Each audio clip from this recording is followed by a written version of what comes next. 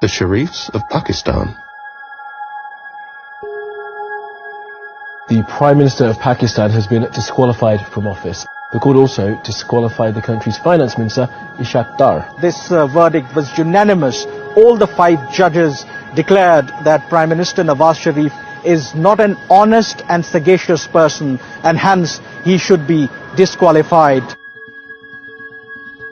Nawaz Sharif is the 3 times elected Prime Minister of Pakistan.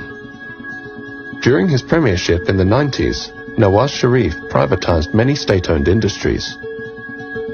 The privatization policies which were initiated by Mr. Nawaz Sharif during his stints as Prime Minister during the 90s, that is the start of corruption, where a lot of state holdings, they were portrayed as if they are making losses, and then they were handed out to different political backers of Nawaz Sharif, his friends and his business associates. The government of Nawaz Sharif then passed a law that the tax authorities in Pakistan could not question the origin of money that entered Pakistan from abroad. One thing which we need to remember, and this is very, very important. When you're in the power, you can make laws according to your will.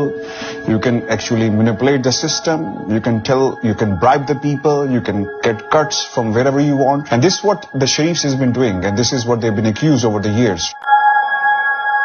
یہ ایک قریبی خاندانی معاملہ ہے. حدیبیہ paper مل کے معاملے میں جب آپ ڈائریکٹرز اور شیئر ہولڈرز پر نظر ڈالیں تو یہ صرف پورا شریف خاندان، قریبی خونی رشتہ دار اور چند کزنز ہیں جن کا ذکر ڈائریکٹرز کے طور پر بھی کیا جاتا ہے. رمضان شوگر مل کی شیئر ہولڈنگ پر نظر ڈالیں تو آپ کو اندازہ ہوتا ہے کہ اسے چیف ایگزیکٹو آفیسر جناب حمزہ شہباز چلا رہے ہیں. شہباز شریف نواز شریف کے چھوٹے بھائی ہیں. وہ پنجاب اسمبلی کے رہنما تھے جبکہ ان کے بھائی وزیر اعظم تھے. ان پر شریف خاندان کی ملکیت والی کمپنی رمضان شوگر مل کے ذریعے $10 کروڑ کی منی لانڈرنگ کا الزام ہے. ان کم تنخواہ والے ملازمین کے نام پر اکاؤنٹ کھولے گئے جو مت میں نہیں آتے. ان اکاؤنٹس میں پیسے جمع ہوتے تھے اور آخرکار وہ حمزہ شہباز شریف، سلیمان شہباز شریف اور خود شہباز شریف کے اکاؤنٹس میں جمع ہو جاتے تھے. دراصل یہ فائلیں جو آپ یہاں دیکھتے ہیں اس میں نام دیے جاتے ہیں، یہ بینکنگ دستاویزات دیتے ہیں، چالان دیتے ہیں، وہ سب کچھ جو ان تمام بینکنگ ریکارڈز میں درج ہے کم اجرت والے ملازمین کے نام دیتے ہیں. یہاں ایک مثال ہے، آپ اسے دیکھیں. جناب مسعود انور، وہ اسے جناب شہباز شریف کے نام پر جمع کرا رہے ہیں. یہ 1.6 ملین روپے ہے. یہ رقم حبیب بینک آف پاکستان میں 26 اپریل 2017 کو جمع کرائی گئی تھی جب شہباز شریف وزیر اعلیٰ تھے. یہ 13 مئی 2016 کو میاں محمد شہباز شریف کے نام پر 6 لاکھ روپے کی ایک اور رقم ہے. جناب مسعود انور کے اکاؤنٹ میں 52,451 روپے جمع کرائے گئے. 1 کروڑ روپے اور 90 لاکھ روپے مسعود انور نے مسٹر شہباز شریف کے اکاؤنٹ میں جمع کروائے. اب آپ پوچھ سکتے ہیں کہ مسعود انور کون ہے؟ وفاقی تحقیقاتی ادارے FIA کی جانب سے کی جانے والی اس تحقیقات کے مطابق مسعود انور تھے شریف خاندان کا نچلے درجے کا ملازم. آپ کے اپنے خاندان کا رکن وزیر خزانہ ہے اور آپ کا دوسرا بھائی وزیر اعظم ہے. لہذا اس وقت پوری بینکنگ چین ان کی سہولت کے لیے موجود تھی اور میں تحقیقات میں شامل ایک ذرائع سے بات کر رہا تھا. چونکہ ایک بار جب انہوں نے بینکروں سے پوچھا کہ یہ ان کی ناک کے نیچے کیسے ہو رہا ہے اور انہوں نے ان تمام سرگرمیوں کو کیوں نہیں روکا، تو انہوں نے کہا کہ لوگ بندوق برداروں کے ساتھ بینکوں میں آتے تھے اور ایک خاتون تفتیش کاروں نے کہا کہ وہ ایک بینکنگ افسر کو رو رہی تھی کہ ہم کیا کر سکتے تھے. بینک مینیجرز کو بینک کے اعلیٰ عہدیداروں کا فون آتا تھا. بینک خود شریف خاندان کی کرپشن پر پردہ ڈالنے کے اس گٹھ جوڑ کا حصہ تھے. نام نہاد پاناما پیپرز میں منی لانڈرنگ اور ٹیکس چوری کے الزامات ہیں. اس میں عالمی رہنما شامل ہیں اور جہاں ان میں سے کچھ پر ٹیکس سے بچنے کی کوشش میں اپنا پیسہ چھپانے کا الزام ہے. یہ پاکستان کے لوگوں کے لیے حیرت کی بات تھی کیونکہ یہ بین الاقوامی سطح پر سامنے آیا تھا. اس کی ساکھ بہت زیادہ تھی کیونکہ اس سے پہلے کئی سالوں سے شریف خاندان اس خبر کو استعمال کرتا رہا ہے کہ ان کے خلاف یہ تمام الزامات سیاسی محرکات پر مبنی ہیں. پاناما پیپرز میں نواز شریف کے 3 بچوں کے نام ہیں۔ ان کا خاندان آف-شور اکاؤنٹس کے ذریعے لندن میں جائیدادوں کا مالک ہے۔ نواز شریف کی بیٹی نے لندن میں جائیداد رکھنے سے انکار کیا ہے۔ اس کے دستاویزات مبینہ طور پر کے ہیں اور ظاہر کریں کہ وہ جائیدادوں کی ٹرسٹی ہے، مالک نہیں، لیکن وہ دستاویزات کی لبری نامی فونٹ میں لکھی گئی ہے جو 2007 تک دستیاب نہیں تھی۔ اگر آپ 1992 اور 93 کو دیکھیں تو یہ بہت اہم وقت ہے۔ مریم کے اثاثوں میں 21 گنا اضافہ ہوا ہے اور 1 سال میں اس کا کوئی جواز نہیں ہے۔ آپ ایک کاروبار کے مالک نہیں ہیں، آپ کے نام سے کوئی کاروبار نہیں ہے، لیکن آپ کے اثاثے 21 گنا بڑھ رہے ہیں۔ 1992 میں مریم نواز 19 سال کی ہو گئی۔ پاناما پیپرز کے انکشافات کے بعد پاکستان کی تحقیقاتی ایجنسی نے شریف خاندان کے مالی معاملات کو نکالا۔ مشترکہ تحقیقاتی ٹیم کو بنیادی طور پر پتہ چلا کہ مسٹر نواز شریف آمدنی کے معلوم ذرائع سے بنائے گئے اثاثوں کا جواز پیش نہیں کر سکے۔ یہ اہم الزامات میں سے ایک تھا۔ معاملے کو فوجداری کارروائی کے لیے بھیج دیا گیا تھا۔ فوجداری استغاثہ میں ایک مقدمہ تھا جو تقریباً 1 سال تک چلتا رہا، اور اس مقدمے میں نواز شریف کی طرف سے ان کی دولت کی اصل لندن میں ان 4 فلم فیئرز کی وضاحت کے بارے میں ایک بھی جواب نہیں آیا۔ وہ پیسہ کہاں ہے جو وہ کبھی ثابت نہیں کر سکے تھے؟ شریف خاندان کا شمار پاکستان کے امیر ترین افراد میں ہوتا ہے، لیکن ان کی دولت کی اصلیت ابھی تک ایک معمہ بنی ہوئی ہے۔ اس وقت تک میفیئر میں جس فلیٹ میں رہ رہے ہیں، اس کا نام دراصل گزشتہ سال پاکستانی اخبار دی نیوز میں ان 4 فلیٹوں میں سے ایک کے طور پر لیا گیا تھا جو آپ کے والد نے مختلف سوئس اور آف شور کمپنیوں کے ذریعے غیر قانونی طور پر خریدا تھا۔ تو نہیں، جو لوگ اصل میں اس کے لیے ہمیں مورد الزام ٹھہرا رہے ہیں وہ عدالت میں جاتے ہیں اور اسے ثابت کرتے ہیں۔ لیکن کیا آپ جانتے ہیں کہ آپ جس فلیٹ میں رہ رہے ہیں اس کا مالک کون ہے؟ ٹھیک ہے، ابھی یہ سوال نہیں ہے۔ تو نہیں، لیکن یہ وہ سوال ہے جو میں آپ سے پوچھ رہا ہوں۔ کیا آپ جانتے ہیں کہ فلیٹ کا مالک کون ہے؟ ٹھیک ہے، یہ کرایہ پر ہے، یہ میں ہوں۔ میں کرایہ کی بنیاد پر فون کر رہا ہوں جو ہر چوتھائی پاکستان سے آتا ہے۔ آپ اسے ذاتی طور پر کرایہ پر دے رہے ہیں یا پیسہ پاکستان سے آتا ہے؟ پیسہ پاکستان سے آتا ہے۔ میں اپنے والدین کے ساتھ رہنے والے کسی بھی دوسرے طالب علم کی طرح ہوں۔ مجھے حقیقت میں یہ جاننے کی ضرورت نہیں ہے کہ حقائق کیا ہیں اور فلیٹس کا مالک کون ہے اور کون کرایہ ادا کرتا ہے اور کون میرے گزر بسر کے لیے ادائیگی کرتا ہے۔ لہذا خاندان اس کا مستحق ہے۔ اگرچہ یہ میری غلطی نہیں تھی کہ میں ایک امیر اور امیر گھرانے میں پیدا ہوا تھا۔ میرے دادا نے یہ سب کچھ سخت محنت سے حاصل کیا۔ جب آپ ان سے پوچھیں گے کہ آپ کو یہ پیسہ کہاں سے ملا تو وہ آپ کو آزادی کے وقت اپنے مرحوم دادا کی کہانی سنانا شروع کر دیں گے۔ ہم ہندوستان سے آئے تھے، ہمارے پاس کاروبار ہے۔ سچ چھوٹی بات یہ ہے کہ دنیا میں ایسا کوئی کاروبار نہیں ہے جس کے پاس منی ٹریل نہ ہو۔ اگر آپ ان کی ٹیکسٹ فائلنگ کو دیکھیں تو یہ ایک بڑے صنعتی خاندان کے طور پر سامنے نہیں آتا ہے۔ شریف خاندان پاکستان کے اس امیر گھرانے میں کبھی شامل نہیں ہوا، لیکن اب اگر آپ پاکستان کے امیر ترین خاندانوں کی فہرست بنائیں تو یقینی طور پر شریف خاندان ٹاپ 3 میں شامل ہوگا۔ ہو سکتا ہے کہ ٹاپ 5 میں اس لیے شامل ہوں کہ لکسمبرگ، برطانیہ، متحدہ عرب امارات اور سعودی عرب میں ان کی کتنی جائیدادیں چھپی ہوئی ہیں۔ امریکہ میں مختلف بینک اکاؤنٹس میں کیا ہے جو معلوم نہیں کہ یہ 4 ارب ڈالر ہے یا 5 ارب ڈالر، یہ معلوم نہیں ہے۔ دسمبر 2018 میں پاناما پیپرز کے انکشافات کے نتیجے میں نواز شریف اور ان کی بیٹی کو کرپشن کے الزامات میں 7 سال قید کی سزا سنائی گئی۔ نواز شریف لندن میں علاج کے لیے ضمانت پر ہیں اور لندن سے پاکستان واپس آنے سے انکار کر رہے ہیں۔ نواز شریف کا دعویٰ ہے کہ ان کا زوال پاکستانی فوج کی سازش ہے۔ بجلی بن کر غریب پر گر رہا ہے۔ باجوہ صاحب، جواب آپ کو دینا ہوگا۔ دوائی نہ ملنے سے میرے پاکستان کا غریب مر رہا ہے۔ باجوہ صاحب، جواب آپ کو دینا ہوگا۔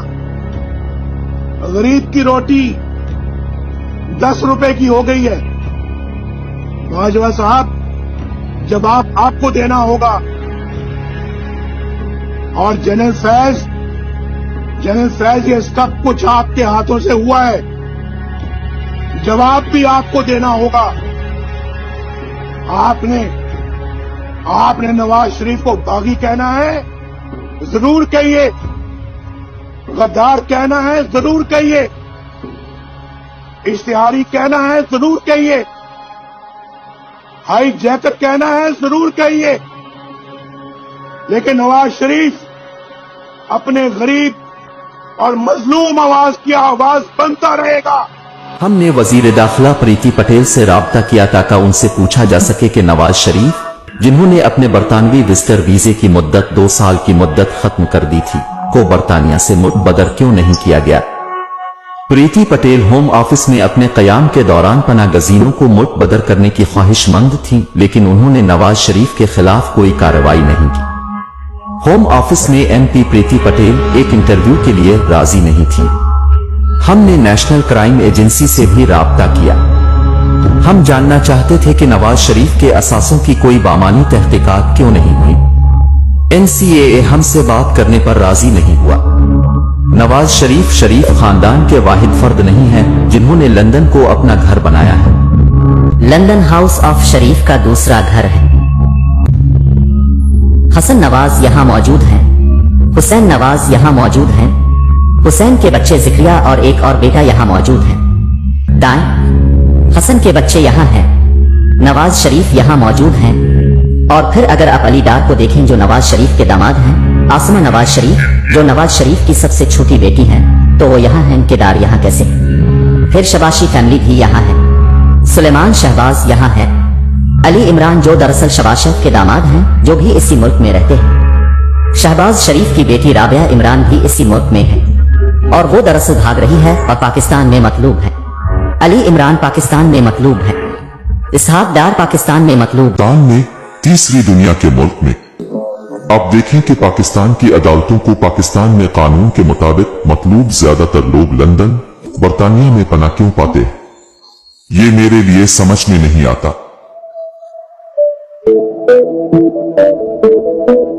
लंदन सियासी तौर पर बेनकाब अफराद और उनके अहल खाना के लिए पसंदीदा मंजिल है जिन्होंने अपनी आमदनी के मालूम जराए से कहीं ज्यादा दौलत जमा की है। इन दौलतों को अक्सर मनी लॉन्ड्रिंग की जाती है या बरतानिया पर मुनहसर इलाकों में ताउन के जरिए बैरून मुल्क मुंतकिल किया जाता है जहां उनकी असल और मलकियत पोशीदा होती है और रकम को आलमी मईशत में दोबारा सरमायाकारी की जा सकती है। सरमाए की परवाज तरक्की पजीर ममालिक के लिए एक बड़ी तशवीश है।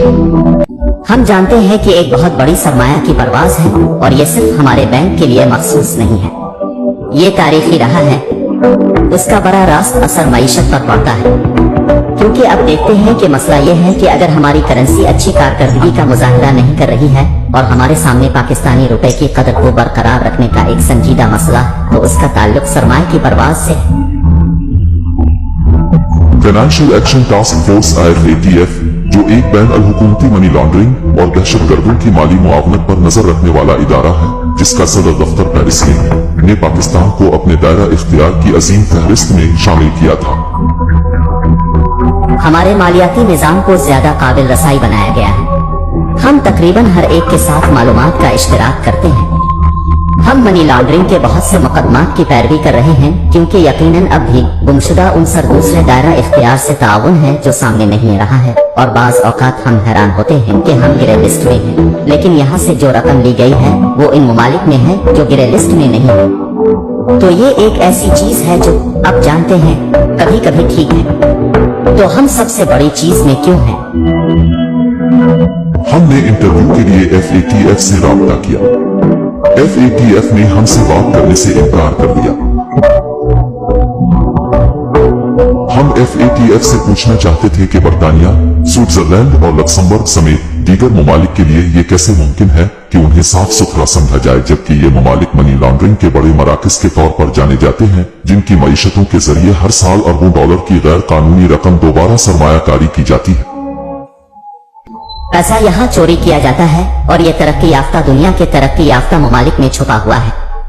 अगर ऐसा हो रहा है तो ये सिर्फ पाकिस्तानी निजाम की गलती नहीं है कि पैसा बाहर जाने के काबिल है। मैं जिस चीज पर सवाल उठाता हूँ वो दोहरा मेयार है।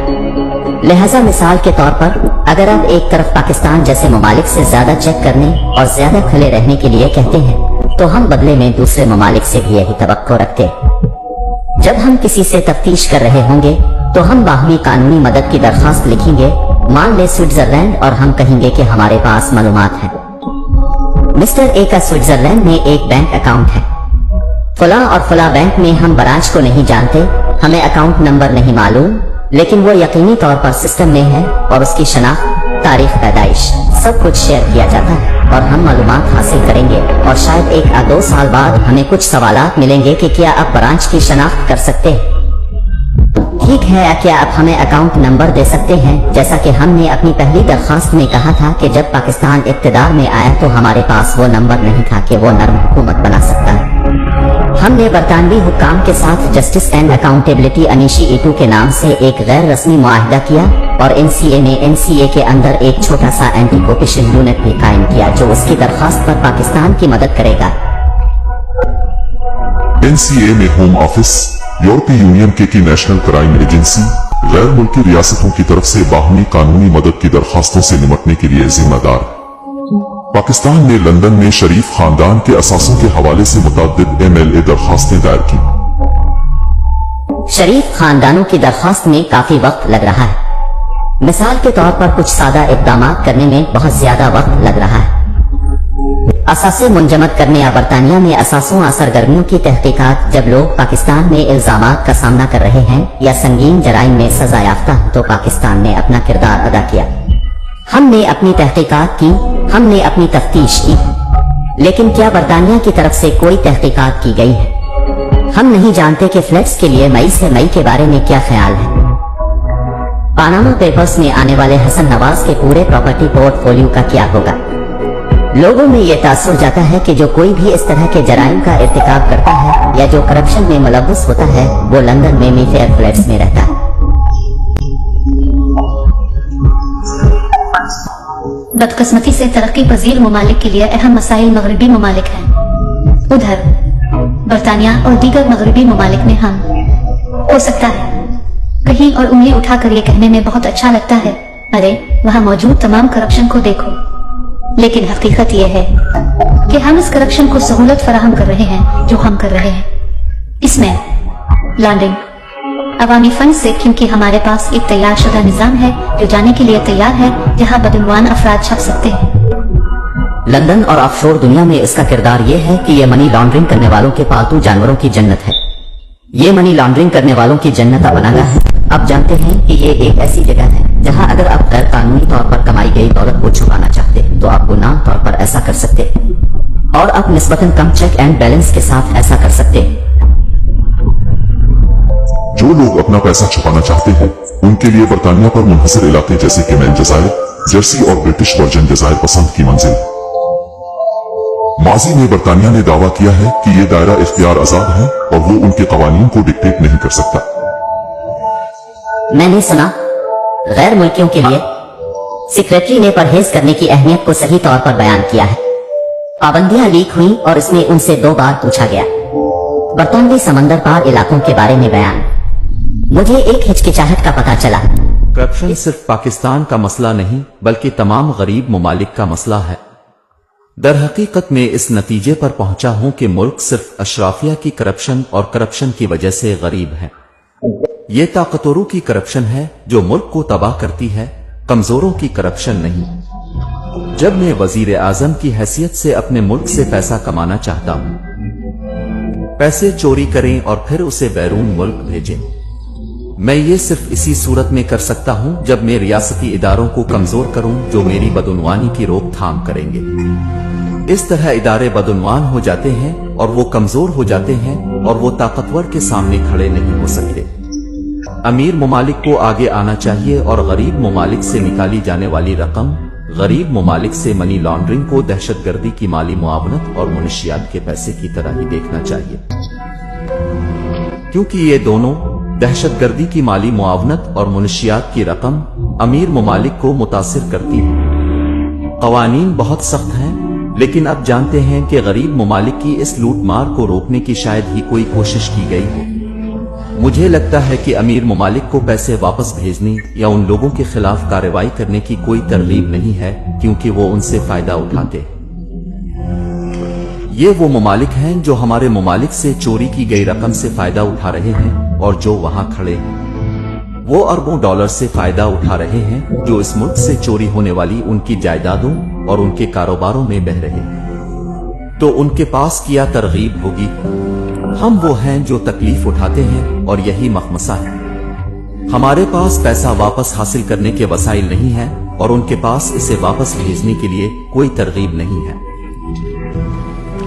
لہذا یہ ایک بڑا مسئلہ ہے جس کا سامنا پوری ترقی پذیر دنیا کو کرنا پڑ رہا ہے۔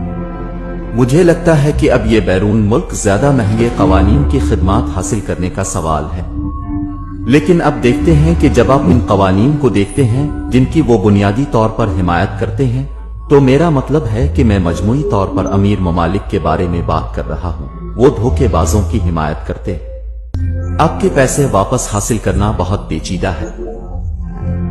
عمران خان اکثر منی لانڈرنگ اور آف شور مالیاتی مراکز کے خلاف بولتے رہتے ہیں۔ ان کی حکومت نے مغربی اداروں اور حکومت کو چیلنج کیا کہ وہ گندے پیسے اور پاکستانی نژاد غیر اعلانیہ اثاثوں کو واپس کریں اور ظاہر کریں۔ سوڈان انڈیپینڈنٹ فارن پالیسی اور 7 مارچ 2022 کو پاکستانی سرزمین پر CISH کی میزبانی سے انکار کر کے امریکہ کو ناراض کیا۔ امریکہ میں پاکستانی سفیر نے ایک خفیہ بیان میں بتایا کہ محکمہ خارجہ کے ایک سینئر عہدیدار ڈونلڈ لیو نے انہیں بتایا تھا کہ پاکستان اور امریکہ کے تعلقات صرف اسی صورت میں بہتر ہو سکتے ہیں جب عمران خان کو اقتدار سے ہٹایا جائے۔ خان نے دراصل امریکہ پر الزام عائد کیا تھا کہ وہ انہیں اقتدار سے بے دخل کرنے کی سازش کے پیچھے ہے۔ پاکستان کے وزیر اعظم نے امریکہ پر الزام عائد کیا کہ وہ انہیں اقتدار سے ہٹانے کے لیے اپوزیشن کے ساتھ مل کر کام کر رہا ہے۔ انہیں اقتدار سے ہٹانے کے لیے اپوزیشن کے ساتھ مل کر کام کرنے سے اس الزام میں کوئی صداقت نہیں ہے۔ ہم پروپیگنڈے، غلط معلومات اور غلط معلومات کو اپنے کسی بھی دو طرفہ تعلقات کی راہ میں رکاوٹ نہیں بننے دیں گے، بشمول پاکستان کے ساتھ ہمارے دو طرفہ تعلقات کے ساتھ۔ وزیر اعظم عمران خان کو اقتدار سے بے دخل کر دیا گیا ہے۔ قانون سازوں نے حزب اختلاف کے رہنما شہباز شریف کو ملک کا نیا وزیر اعظم منتخب کیا۔ ایک نئی صبح کا آغاز ہو چکا ہے، ایک نیا دن آ رہا ہے۔ اللہ تعالیٰ نے 10 لاکھ کی دعاؤں کا جواب دیا ہے۔ گارڈین اخبار لکھتا ہے کہ جب نواز شریف کے بھائی شہباز شریف کو پیر 11 اپریل کو وزیر اعظم مقرر کیا گیا تھا، وہ شاعری سے اتنی محبت رکھنے والے ایک محنتی منتظم کے طور پر جانے جاتے ہیں کہ وہ اکثر اردو کے مشہور انقلابی شاعروں کے ساتھ سرکاری ملاقاتوں کا آغاز کرتے۔ پارلیمنٹ کے لیے ان کے پہلے الفاظ یہ تھے کہ انسان کو اپنے آپ کو خواہشات کی تمام حدوں سے آزاد کرنا چاہیے۔ عمران خان نے دعویٰ کیا کہ انہیں غیر ملکی حمایت یافتہ سازش کے تحت ہٹایا گیا ہے۔ امریکی سفارت خانہ میری پارٹی کے ان ارکان کو واپس بلا رہا تھا جو خوش نہیں تھے، اور وہ پہلے لوگ تھے جنہوں نے اس کے بعد جہاز کو چھلانگ لگائی، اور وہ لوگ تھے جنہوں نے بعد میں جہاز کو چھلانگ لگانے والے میرے دیگر ارکان پارلیمنٹ کو خریدنے کے لیے 10 لاکھ ڈالر کی پیشکش کی۔ اور پھر ڈونالڈ اگلے دن ہمارے سفیر کے ساتھ بات چیت کھو دیتے ہیں کہ آپ کی اسمبلی میں عدم اعتماد کی تحریک مستحکم ہے۔ آپ کے خیال میں آپ کے پاس یہ اہم الزامات کیا ہے جبکہ آپ ٹھوس ثبوت نہیں دکھا رہے؟ اگر میرے پاس ٹھوس ثبوت نہیں ہے تو میں امریکہ کو کیوں مورد الزام ٹھہرانا چاہوں گا؟ یہ ایک سرکاری پیغام تھا جس میں سفیر کو کوئی پیغام نہیں دیا گیا تھا۔ چیف جسٹس آف پاکستان کو ہمارے صدر کی جانب سے دیا گیا پیغام یہ حقیقی ہے۔ اس سازش کے ذریعے نہ صرف جمہوری طور پر منتخب حکومت کو ہٹایا گیا بلکہ ہماری جگہ مجرموں کے ایک گروہ نے لے لی ہے۔ اس وقت کابینہ کے 60% ارکان ضمانت پر ہیں۔ وزیر اعظم اور ان کے بیٹے کو اربوں روپے کی کرپشن کے مقدمات میں سزا سنائی جانے والی تھی۔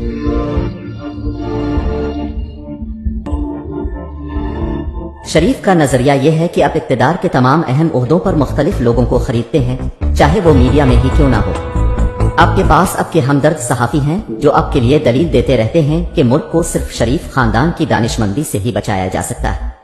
جب جرنیل ریٹائر ہوتے ہیں تو انہیں بھی جگہ دی جاتی ہے۔ ججوں کے ریٹائر ہونے کے بعد انہیں صحافیوں کو بھی جگہ دی جاتی ہے۔ انہیں سرکاری عہدہ بھی دیا جاتا ہے اور وہ رضاکارانہ طور پر اسے قبول کرتے ہیں۔ لہٰذا یہ پورا شریف خاندان کا جرم ہے جو انہیں یہ احساس دلاتا ہے کہ وہ پاکستان میں قتل سے بھی بچ سکتے ہیں۔ اور نواز شریف نے یہ سیکھا ہے کہ اگر آپ اقتدار سے باہر ہیں اگر آپ وقت حاصل کرنے میں کامیاب رہے اور اگر آپ عدالتوں میں مقدمات کو مؤخر کرنے میں کامیاب رہے اور اقتدار میں واپس آنے کے بعد آپ کو صاف چیک مل سکتا ہے. لہذا میرے خیال میں اس بار بھی شریف خاندان کی جانب سے اسی حکمت عملی پر عمل کیا جا رہا ہے. میرے خیال میں جو لوگ اقتدار میں ہیں وہ سمجھتے ہیں کہ وہ ان جرائم سے بچ سکتے ہیں جو انہوں نے کیے ہیں اور شریف خاندان ان سے فائدہ اٹھا رہا ہے کیونکہ ان کے بین الاقوامی دوست ڈرتی ڈیل کرنے کے لیے ان کے بچاؤ میں آ رہے ہیں. ایک دفعہ کسی نے کہا تھا کہ اپنے خوابوں سے بڑھ کر دولت جمع کرنے کے لیے ضروری ہے کہ وہ ان افراد کے قریب ہو جو قوانین بناتے ہیں اور جو ان قوانین کو نافذ کرتے ہیں. جب شہباز شریف کی مخلوط حکومت قائم ہوئی تو اس کے پہلے اقدامات میں سے ایک قومی احتساب بیورو کے اختیارات کو محدود کرنے کے لیے ایک ترمیم منظور کرنا تھا جو عوامی عہدیداروں کے ذریعہ وائٹ کالر کرائم کی تحقیقات کا انچارج تھا. یہ ترمیم جو جون 2022 میں منظور کی گئی تھی پہلے سے نافذ العمل ہونا تھا. ترمیم میں کہا گیا تھا کہ عدالتوں کو 1 سال کے اندر مقدمے کے نتائج کا فیصلہ کرنا ہوگا اور کہا گیا ہے کہ اگر گرفتاری کے وقت کافی ثبوت فراہم نہیں کیے گئے تو گرفتار افسر کو جھوٹا ریفرنس دائر کرنے پر 5 سال قید کی سزا ہو سکتی ہے. رمضان شوگر ملز کیس میں شہباز شریف اور ان کے اہل خانہ کے خلاف تحقیقات کی سربراہی کرنے والے 47 سالہ چیف انویسٹیگیٹر ڈاکٹر محمد رضوان 9 مئی 2022 کو دل کا دورہ پڑنے سے انتقال کر گئے تھے. اسی کیس کے ایک اور تفتیش کار کو دل کا دورہ پڑا اور وہ اب بھی تشویشناک حالت میں ہے. ملک مسعود جن کے اکاؤنٹس کے ذریعے پراسیکیوٹرز نے الزام لگایا تھا کہ شریف خاندان کے مختلف افراد کو 3.7 ارب پاکستانی روپے کی منی لانڈرنگ کی گئی.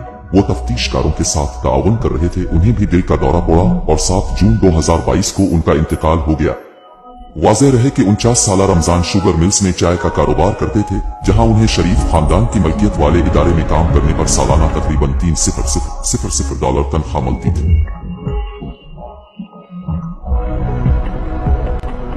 ویلتھ رپورٹ کے مطابق لندن دنیا کی دولت کا دارالحکومت ہے جس نے نیو یارک کو پیچھے چھوڑتے ہوئے سرفہرست مقام حاصل کیا. لندن دنیا کے سیاسی طور پر بے نقاب اشرافیہ اور ان کے اہل خانہ، پاکستان کے شریف خاندان، آذربائیجان کے ایلیوس، کینیا کے کینیڈا اور بہت سے دیگر موجودہ اور سابق سیاسی طور پر منسلک خاندانوں کا پسندیدہ کھیل کا میدان ہے جنہوں نے اپنی آمدنی کے معلوم ذرائع سے کہیں زیادہ دولت حاصل کی. لندن میں اربوں پاؤنڈ کی اہم جائیداد ہے. لندن بین الاقوامی پراپرٹی سرمایہ کاروں کی سب سے بڑی تنوع کا حامل ہے جس میں 45 ممالک کے لوگ لندن میں جائیدادوں کے مالک ہیں. برطانیہ پر منحصر دائرہ اختیار مالی رازداری اور ٹیکس چوری کی خدمات پیش کرنا جاری رکھے ہوئے ہے. برطانیہ میں 84,000 جائیدادیں گمنام طور پر کمائی گئی ہے. برطانوی حکومت گندے پیسے کے خلاف کریک ڈاؤن کرنے کے بار بار وعدے کر چکی ہے لیکن ہر موقع پر حکومت وعدہ کردہ قانون سازی پر عمل درآمد کرنے میں ناکام رہی ہے یا قانون سازی کو غیر مؤثر بنانے میں ناکام رہی ہے. برطانیہ بدنامی کی سیاحت کا دارالحکومت بنا ہوا ہے جہاں دولت مند اپنے ناقدین کو خاموش کرنے کی کوشش کرتے ہیں. لندن عالمی اشرافیہ کے لیے ایک محفوظ پناہگاہ بنا ہوا ہے جو اپنے آبائی ممالک میں پسندیدگی سے باہر ہو چکے ہیں. عمران خان کی قیادت میں پاکستان نے کئی سالوں تک برطانیہ کے ساتھ مل کر منی لانڈرنگ کی گئی رقم واپس لانے کی کوشش کی. ہم نے اس دستاویزی فلم کے لیے برطانیہ کے متعدد حکومتی اداروں اور وزراء سے رابطہ کیا.